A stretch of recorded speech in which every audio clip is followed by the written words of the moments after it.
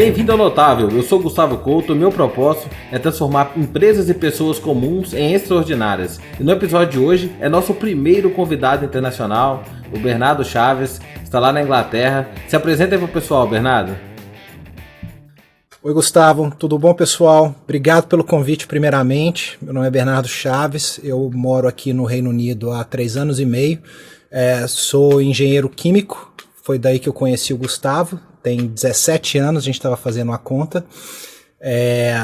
Bom, e depois de ter trabalhado muitos anos no Brasil, tive uma oportunidade de vir para cá e mudei de mala e cuia. Estou aqui há 3 anos e meio trabalhando com projetos de engenharia e consultoria. Uma coisa engraçada na engenharia química, né, cara, que ninguém é engenheiro químico depois que forma, né? Engenharia química raiz mesmo, né? Muito pouca gente, né, cara? Acho que não só a engenharia química, mas todas as engenharias dão uma abrangência grande de conhecimento que propiciam se aplicar isso em outras áreas. Mas a gente, como engenheiro químico, eu acho que é um pouco mais ainda. A gente tem é meio que um engenheiro coringa ali, que participa um pouco de todas as engenharias, então acho que propicia mais ainda essa aplicação. É interessante isso mesmo. Eu, quando converso com um adolescente que não sabe o que fazer, cara, faz engenharia química, você pode ser o que você quiser da sua vida depois, assim. Isso ainda, você ainda vira pra ele e fala, você pode fazer cerveja. Então aí o cara que... Eu tenho um vizinho meu aqui que tem uma cervejaria na casa dele, cara, professor de cervejaria, tá lançando um livro de cervejaria, ele até vai ouvir o podcast, com certeza, comentando isso. E no primeiro semestre, você fez aquele curso de cervejaria que teve? Não fiz. Eu fiz do Wagner Pedersoli lá, aquele curso de cervejaria. É só uma curiosidade, não sei se você sabe, você tá falando comigo que não tá muito em marketing digital, mas na engenharia química, cara, tem um cara na Melius, que é fortíssimo na Melius, que é engenheiro químico, e tem um cara fortíssimo na Hotmart também, que é calouro nosso da faculdade. É bem interessante, assim, o cara não tem nada a ver com engenharia química e foi pro mercado digital. Não, legal, cara. E hoje eu tô em consultoria, não tô fazendo muita coisa a ver com engenharia, mas em projetos e contratos também. Mas, cara, você vê nessa parte organizacional, você vê muita coisa que dá para aplicar o que a gente viu muito na engenharia química, principalmente nessa parte de processos, né? Muita gente fica com aquele negócio, processo empresarial e tal, mas eu acho que a gente, como engenheiro químico, vai até um pouco além disso, né? A gente, por estudar muito o que está intrínseco dentro de cada processo, a gente tem um olho mais aguçado para esse lado. E isso aplica em qualquer área de organizações ou empresas. É interessante isso. Eu fiz um trabalho na Vale sobre competências do engenheiro e dos analistas da Vale para entender, né, quando eu era funcionário lá ainda, que assim, quais são as competências mais importantes para o profissional da empresa. E uma coisa que bateu muito é essa relação de causa e efeito. O cara não consegue ter uma relação de causa e efeito das coisas, da atividade dele, né? Como que a atividade dele impacta no processo. Eu acho que isso vem muito da engenharia no geral, né? De você entender essas relações. Total, cara. E mais no nosso caso da engenharia química também, tem a questão do que um determinado processo precisa para ele funcionar, né? Quais condições que aquela coisa precisa para ela funcionar como ela foi especificada, né? Eu acho que essa questão do ambiente, ela para nós engenheiros químicos, ela faz muito mais sentido do que você conversar com outra pessoa. É legal, eu citei esse amigo meu da cervejaria, ele é professor da Universidade Federal aqui, né? E, galera, o Bernardo é o melhor amigo de faculdade, cara. Brotherzão meu de faculdade é o Bernardo, cara. Eu andava com ele lá. Você não pode começar a falar de faculdade, Couto. Sim. Assim, galera, eu falei no outro podcast até, acho que eu falei no podcast, cara. Eu tomei 8 paus em Química Orgânica 2, assim, só no último período eu consegui passar na matéria para formar. E a gente aprontava bastante, assim, em termos de aluno, e vivemos a faculdade, né?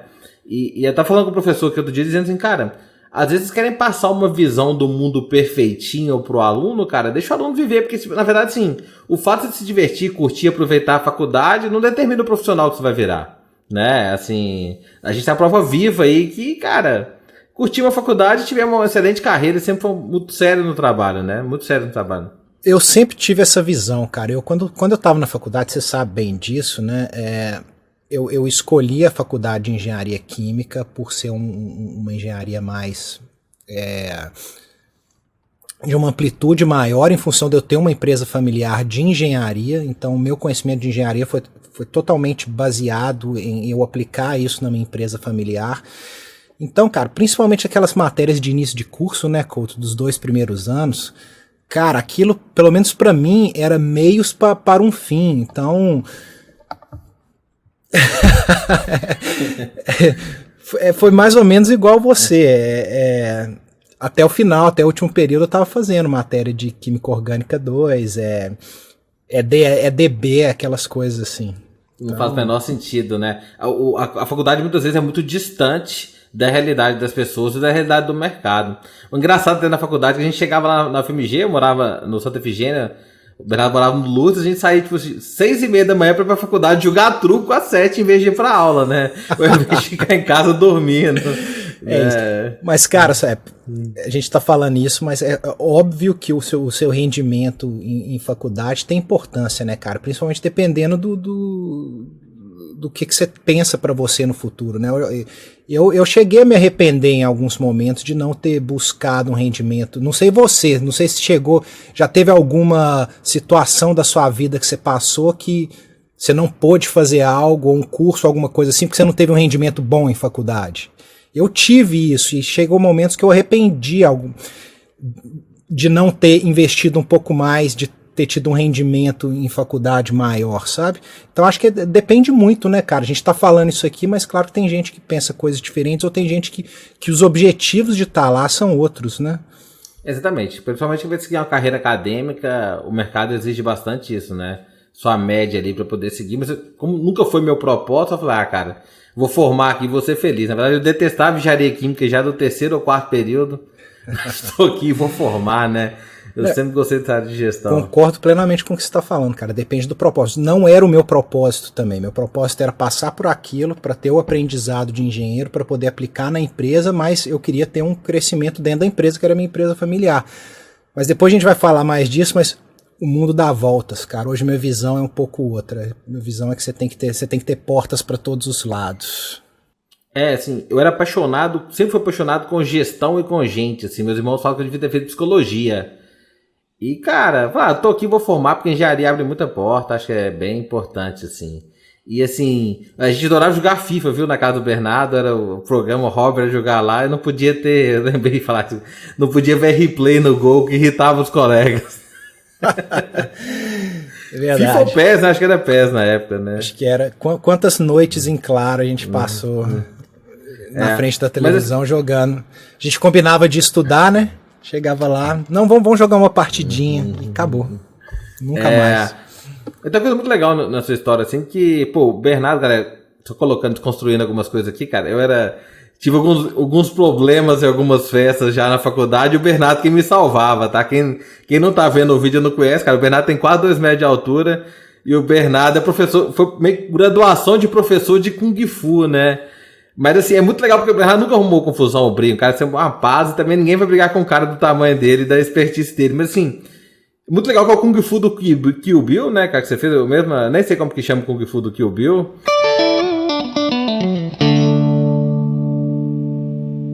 Mas, cara, o que você leva do Kung Fu pra vida? O que você coloca, assim? Eu valorizo muito quem faz essas habilidades complementares e levam pra vida dela, assim. Cara, é uma história interessante mesmo, porque o estilo de Kung Fu que eu estudei chama Wing Chun. É um estilo que é menos conhecido e menos tradicional, porque ele não tem nada de competição ou de luta, essas coisas, né? O lado que o Wing Chun foi, principalmente aqui no Brasil e principalmente com as pessoas que eu estudei, é muito mais no sentido de você usar os ensinamentos e as suas experiências marciais, né? Que quer dizer isso? Experiências através de combate corporal, mas não voltadas para o combate, mas no sentido de percepção de como você responde a cada situação.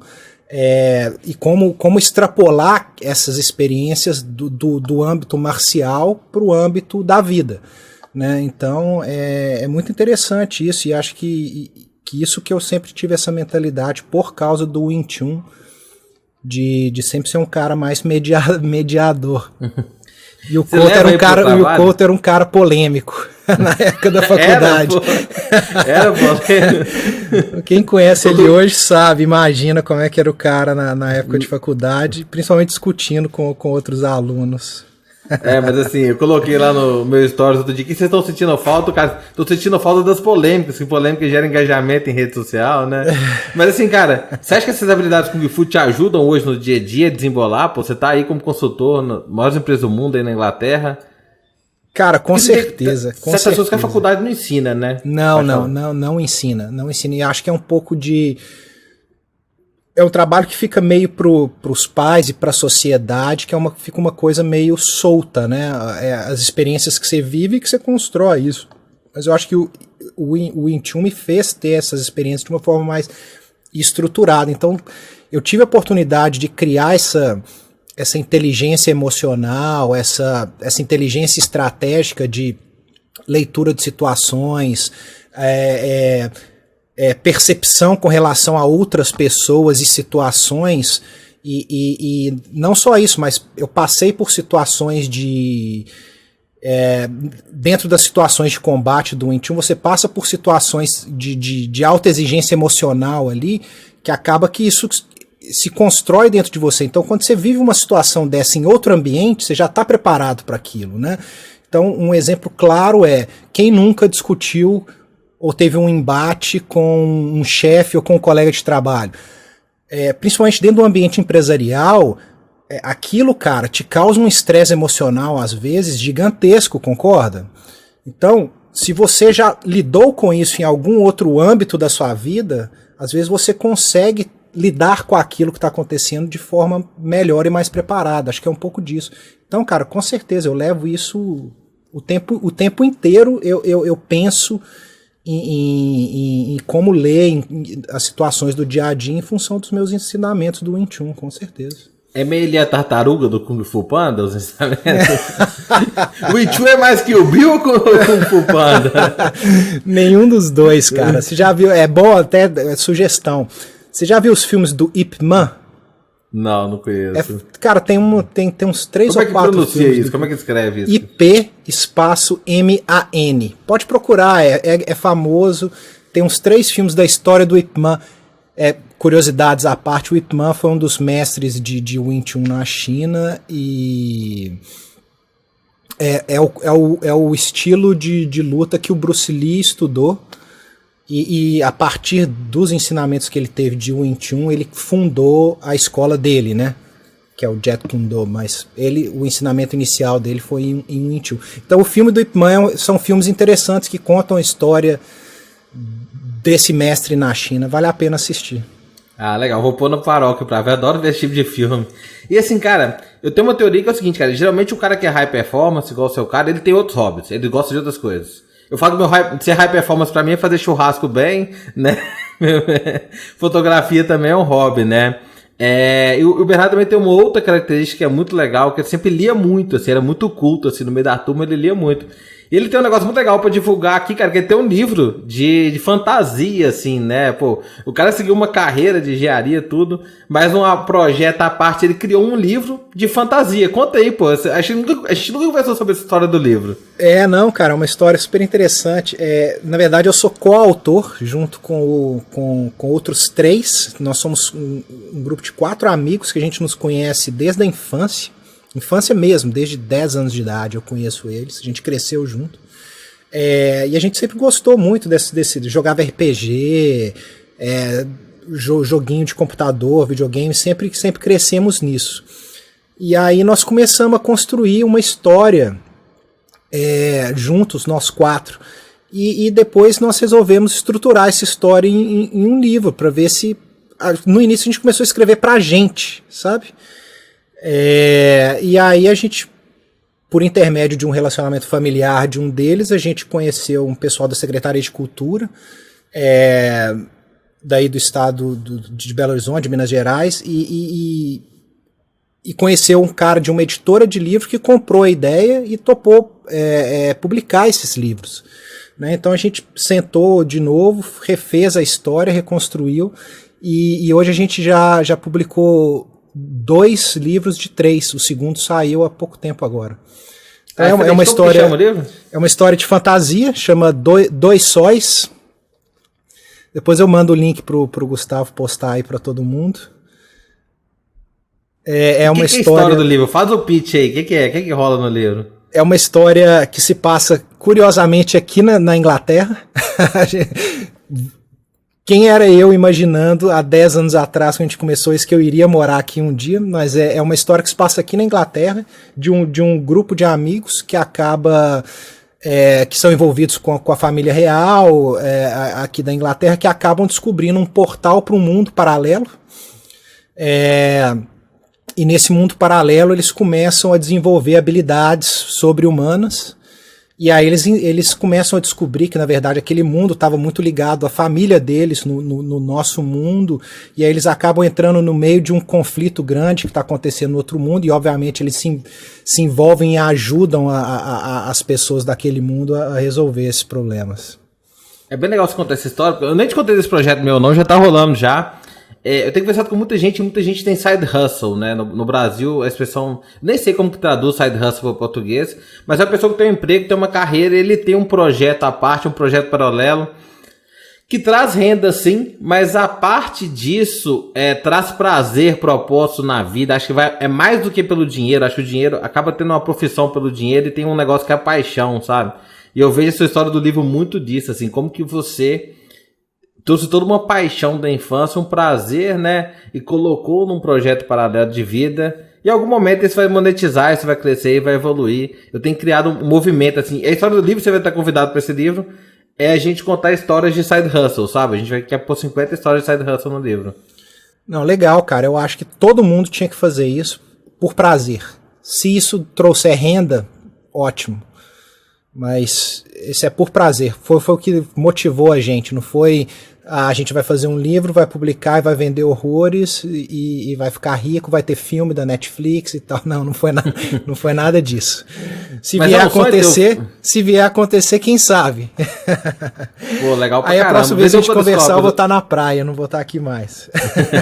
O primeiro livro vendeu quantas cópias? Não vendeu quase nada, cara. Nem sei te falar, mas não vendeu, até porque, assim, ele foi publicado num momento meio complicado, e sem poder ter tanta divulgação por causa dessa questão, e o segundo saiu agora no meio também de novo, e essas coisas assim, precisa de um tempo de maturação, você precisa normalmente ter a coleção completa, e aí você começa a divulgar um pouco mais, né? Então você pega Senhor dos Anéis, tá meio incipiente ainda, Senhor dos Anéis, os Arqueiros, os livros fizeram sucesso muitos anos depois, né? Foi, normalmente é assim mesmo, né? É um projeto de muito longo prazo. Não, bacana. Você já escreveu uns 2 ou 3, né? Eu tenho uma coleção pro Sebrae, né? A coleção do Sebrae são 4 livros, Guia Essencial para Empreendedores. E agora vai nascer um de Scrum, agora tá no finzinho para nascer o de Scrum. E no meio dessa loucura do Scrum, eu comecei também a fazer um de Ágil Lean Design Thinking para pequenos negócios. Eu comecei a pegar um pouco de história, comecei a anotar, eu tento tomando forma, tá tomando forma, já sai. E esse do Side Hustle também nasceu assim, cara, olha, eu conheço um monte de gente legal que tem uma história legal de projeto paralelo, e acho que vale a pena porque é uma forma de inspirar. Eu vejo muita gente frustrada no trabalho, sem propósito de vida, meio desanimado, cara, e esse Side Hustle traz um pouco de esperança, sabe? Cara, legal, essa é bem bacana, vai sair um livro legal disso daí. E você tem um side hustle à parte que é um coworking ainda, um outro negócio. Você montou um empreendimento, montou uma outra empresa, né? Tem isso também. Mas é uma história interessante porque, só para contextualizar, a gente estava falando de faculdade e tal, que eu tinha uma empresa familiar.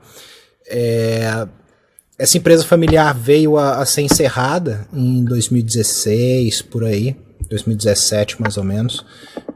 Em função de toda aquela crise político-econômica que teve no Brasil, a gente teve que fechar a empresa, paralisar as atividades da empresa. E aí foi um momento da minha vida, cara, que eu tava totalmente sem rumo do que fazer, né? Eu falei, poxa, eu trabalhei tantos anos, trabalhei mais de 10 anos nessa empresa, que era uma empresa familiar. Obviamente eu estava crescendo para assumir a empresa, não da noite pro dia, mas depois de um tempo a gente encerrou as atividades. Poxa, o que eu vou fazer, né? Vou arrumar um emprego em algum lugar, vou abrir alguma coisa, não vou fazer nada. E aí junto com um amigo que ele tem franquias de restaurante e pizza aí em Belo Horizonte. Ele estava já em conversa com o pessoal de São Paulo de abrir um escritório compartilhado em Belo Horizonte, né? E aí eu, em função da minha experiência de empresa, de escritórios também, né? Porque a empresa de engenharia acaba tendo que ter muito espaço de escritório. Eu juntei com ele e a gente botou essa ideia para rodar. Fomos para São Paulo, conversamos com os caras lá, fizemos toda a negociação que precisava, e aí aconteceu que a coisa ficou um pouco maior do que inicialmente a gente previu. Então a gente entrou junto com os caras, estruturando essa questão de franquia junto com eles, e fomos a primeira em Belo Horizonte junto com eles, e hoje tem um escritório na Savassi, na Antônio de Albuquerque, e outro na Savassi também, na Inconfidentes. Eu nem estou mais na sociedade com o pessoal que inicialmente eu montei, mas é claro que pela natureza do negócio eu ainda ajudo eles em várias coisas. Eu acho que também essa história sua de empreender é bem interessante, né? Porque empreender traz um senso de propósito, né? Traz um senso de busca, traz motivação, traz brilho no olho. Eu acho isso bem interessante. Cara, e aí você resolveu ir pra Europa, cara. Como é que você foi parar aí na Europa? Porque, assim, você me contou, achei super inusitado, assim. Cara, sabe como é que foi essa história? Foi o Kleber, cara, o Klebinho. Você lembra dele? Ele... Um belo dia, cara, coincidiu muito com uma situação assim, de eu estar naquele momento ainda sem muito propósito, sem saber o que fazer. Eu vi um e-mail dele no grupo de e-mails da Engenharia Química, não sei porque eu ainda tinha acesso a esse grupo, ele mandando e falando que tinham oportunidades abertas na Europa para engenheiros, para pessoas que tenham cidadania europeia. Eu tenho cidadania portuguesa. E aí, cara, mandei um e-mail para ele. Falei, cara, já tem um tempo que nós encerramos a empresa aqui. Ele lembrava que eu tinha empresa familiar. Tô buscando outras coisas. Como é que funciona? Ele me ligou, a gente bateu um papo, mandei meu currículo para ele. Isso foi fevereiro de 2017. Mandei meu currículo para ele. Passou uns dias, a empresa entrou em contato comigo. A Alten, que é uma das maiores empresas de consultoria de engenharia do mundo. Eles têm mais de 20 mil engenheiros ao redor do mundo. Entraram em contato comigo, um primeiro bate-papo e tal. E aí eles falaram, ok, se aparecer algum projeto para você que te encaixe, a gente chama. Eu falei, tá, ok. Pensei comigo mesmo, né? Beleza, nunca mais vou escutar nada desses caras. Quando foi em maio, junho, ou seja, 3, 4 meses depois, eles entraram em contato comigo de novo. Falando que tinha surgido uma oportunidade e que teria abertura para apresentar meu currículo. E aí eu topei. Eles apresentaram meu currículo, era para a EDF, francesa, de energia, estatal de energia francesa. Fiz uma entrevista com eles de vídeo na época. Estava em BH ainda, né? Estava em BH ainda. E eles toparam me chamar. Poxa, era uma mega oportunidade, porque foi no projeto que eu trabalhei durante 3 anos e meio aqui. Eles estão construindo, junto com o governo inglês, uma usina nuclear aqui no Reino Unido. O pessoal pode até procurar, chama Hinkley Point C. Hoje é um dos maiores investimentos em projeto de infraestrutura na Europa.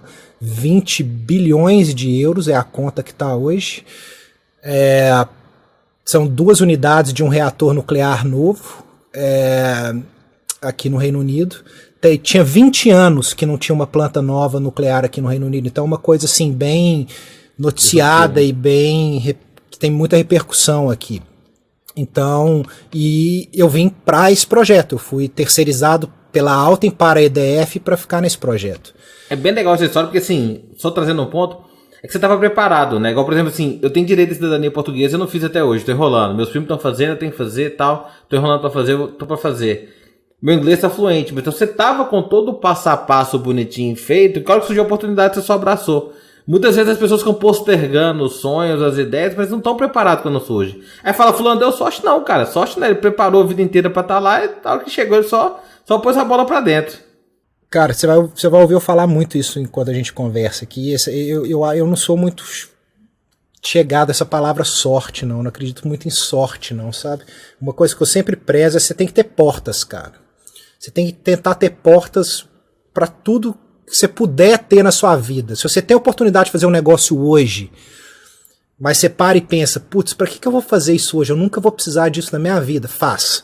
Porque pode ser que um dia você precise. Se precisar, você já tá com o negócio feito. Esse podcast pode render uma coisa que a gente não sabe o que é, né? Não? Pode. Você pode ir, daqui a 2 anos, você tá apresentando Pânico lá, quando o Emílio aposentar. Pô, nunca se sabe, né, Couto? Pô. Mas é legal, assim, e assim, você falando do Klebin, cara, se você não tivesse um bom relacionamento com o cara não tinha te indicado também, não tinha te levado. Se você não tivesse um comportamento adequado no período de faculdade, assim, a gente se divertia, mas era um comportamento adequado, né? Grêmio, empresa júnior, tinha um bom relacionamento e ajudou a fazer a faculdade crescer. Então, realmente, acho que isso ajuda muito, assim. Com certeza, cara, ajuda sim. Então foi isso. Então, você falou do negócio de cidadania, cara, é outra coisa também. Se você não quer fazer Couto, faz para suas filhas, pro seu filho. Porque, cara, se você não vai usar, eles podem usar.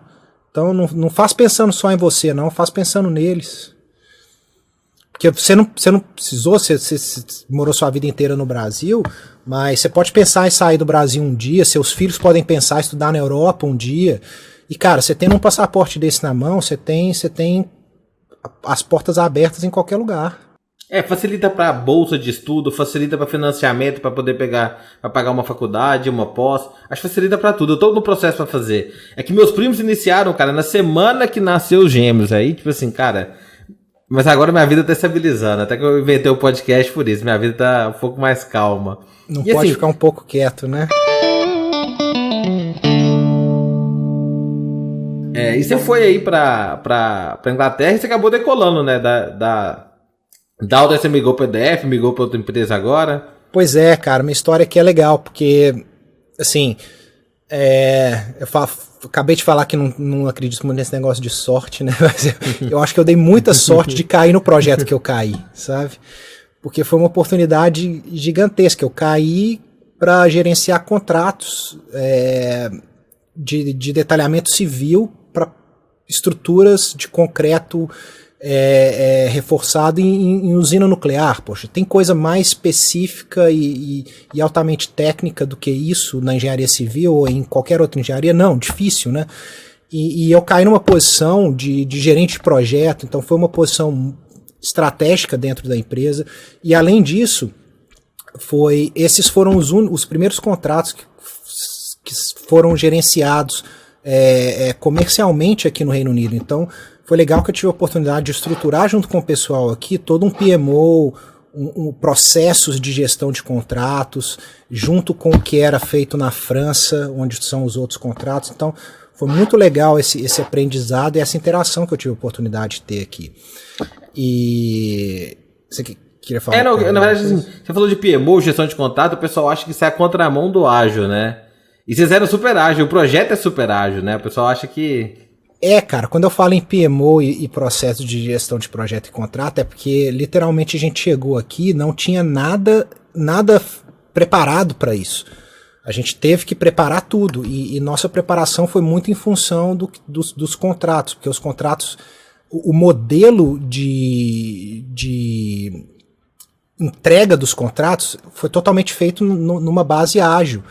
É interessante, só se eu puder falar um pouco mais disso aqui, acho que é legal. À vontade. O pessoal fala muito de uso de BIM, né, na construção civil, em projetos. Cara, esse projeto foi todo feito em BIM com ágil, então foi interessante. Resumindo um pouco o que foi feito, os prédios da usina nuclear, para fazer todo o cálculo e o detalhamento civil, eles foram fatiados como se fosse um andar de cada prédio, era uma fatia diferente, e essa fatia foi toda feita uma junto com a outra, mas o que era feito em uma e o aprendizado que era feito em uma já entrava no loop das outras de baixo, né? Então não foi feito no modelo cascata tradicional, onde você calcula o prédio inteiro e depois detalha o prédio inteiro. Não, a gente fazia já toda a fundação e já começava ao mesmo tempo fazendo os primeiros e os segundos andares e aí aplicando todos os ajustes à medida que a coisa ia evoluindo.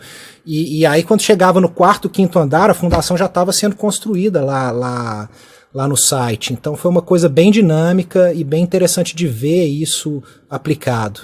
Né? E aí a gente, voltando à história do PMO, a gente estruturou o PMO todo em função dessa metodologia de que os processos estavam sendo entregues, porque não adiantava nada a gente fazer uma coisa tradicional que não conseguia acompanhar o passo a passo da entrega, né? Então, oportunidade aí, é um curso só de gestão de projetos com ágil aí para grandes projetos. Tem pouca gente que tem experiência nisso no Brasil. Não pois é, o cara. foco também não, mas isso é... Não, vamos estruturar, Couto. Você que é o mestre dos treinamentos e cursos aí.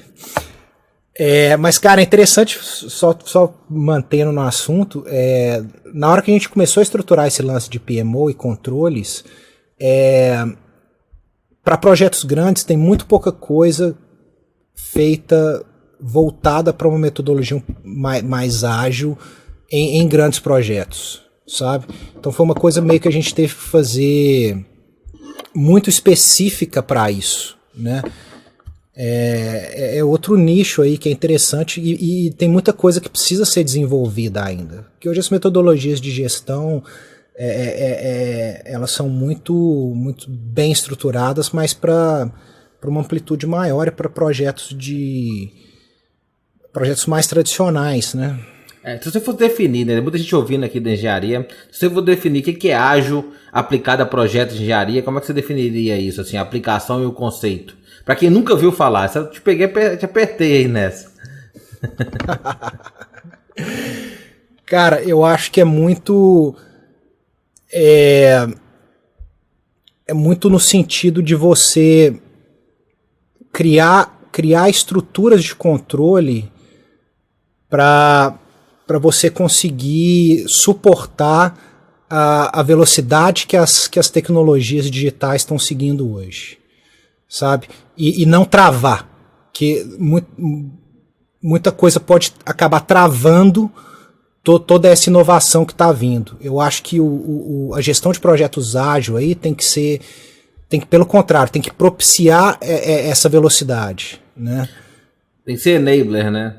Exatamente. A gente fala que o CEO do futuro não é o Chief Executive Officer, é o Chief Enabler Officer, né? Então a gente cria condições, dá para pensar uma palavrinha dessa aí para projetos.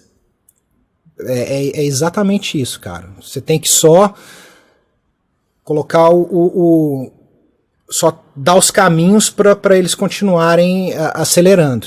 Você não pode colocar barreira e curva, não. A gente conversou tem uns 2 meses aqui no Zoom, né, batendo um papo, e você contou uma coisa, cara, que me deixou, assim, preocupado, até pensando nos meus filhos de criação. Você disse que no projeto lá, cara, a turma de engenharia, na verdade, não era engenheiro, né, a galera era programador lá na Índia, né, os engenheiros davam uma olhada mais, né. Como é que você vê o futuro da engenharia civil, das outras engenharias, com a programação? Cara, é muito interessante isso, porque a gente está falando de tecnologias. Hoje, os softwares que existem para BIM ou para cálculo, até de engenharia química mesmo, de cálculo de balanço de massa, essas coisas todas, cara, se você tiver zero conhecimento em engenharia e ligar os pontos, você tem o seu produto, né?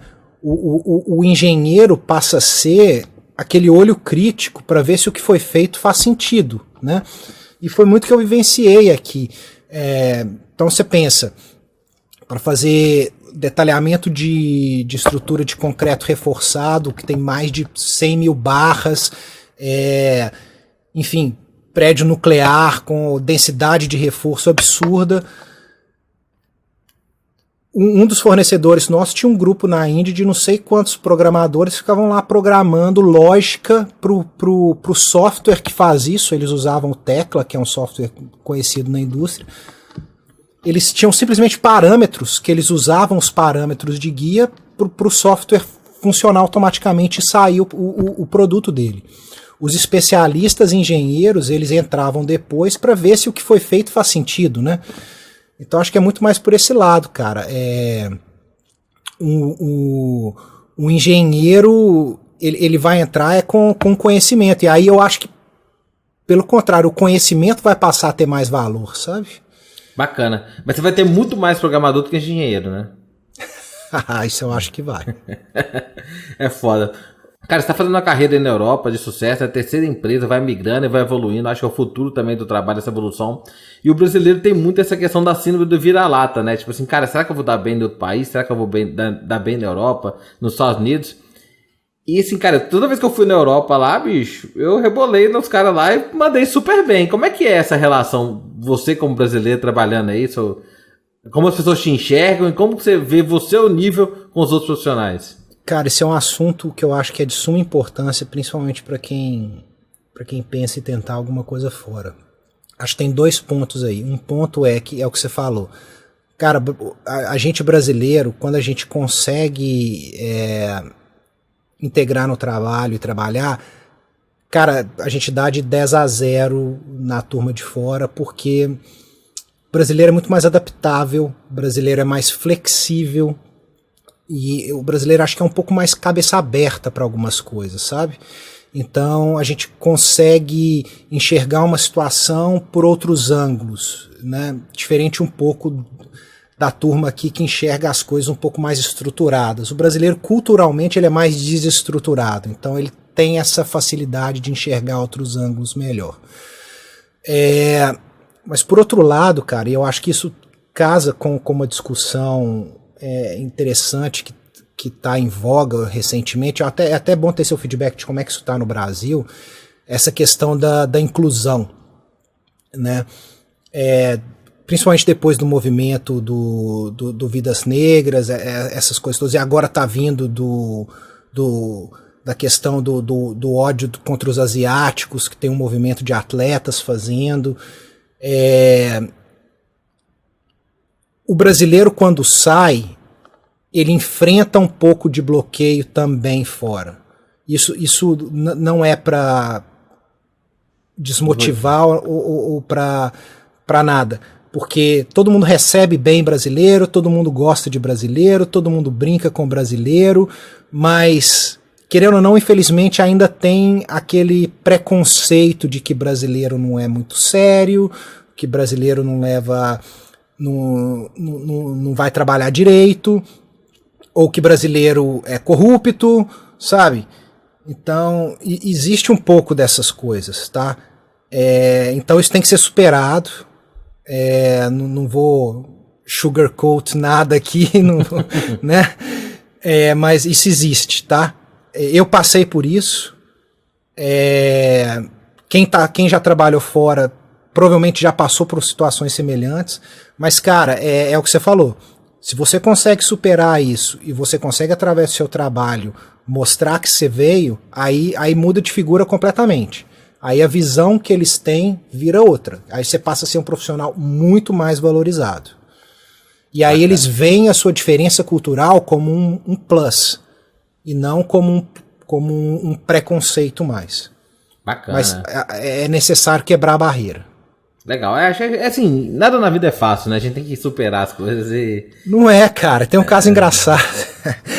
Quando eu cheguei aqui, vamos lá, eu tava gerenciando contratos, né? Então, ou seja, com fornecedores. E gerenciando o contrato todo mesmo, né? Aprovando pagamentos, aprovando valores, pedindo budget, essas coisas todas, né?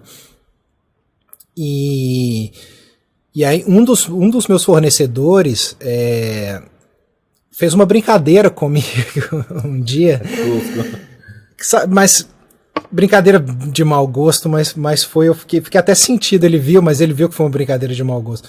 Virou pra mim e falou: "Ah, você é brasileiro? Pô, mas eles vão deixar você cuidar do dinheiro?" Porra, bicho, foda, hein? Sabe, então... esse tipo de coisa, entendeu? Então, enfim.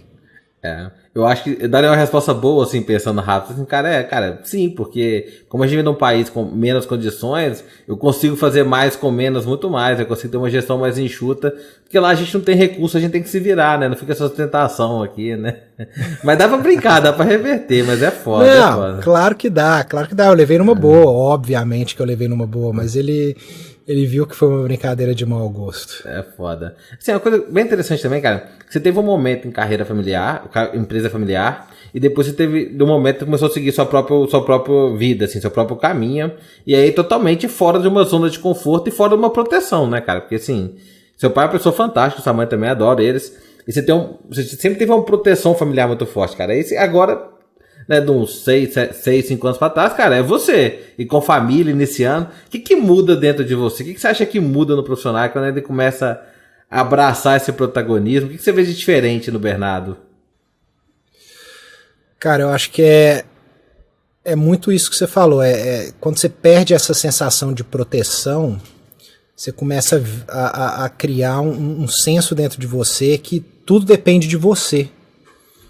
Sabe? Se você não fizer nada e se você não tomar nenhuma providência, nada vai acontecer, porque não vai ter ninguém para te puxar, igual era o meu caso, que eu tinha anteriormente isso, né?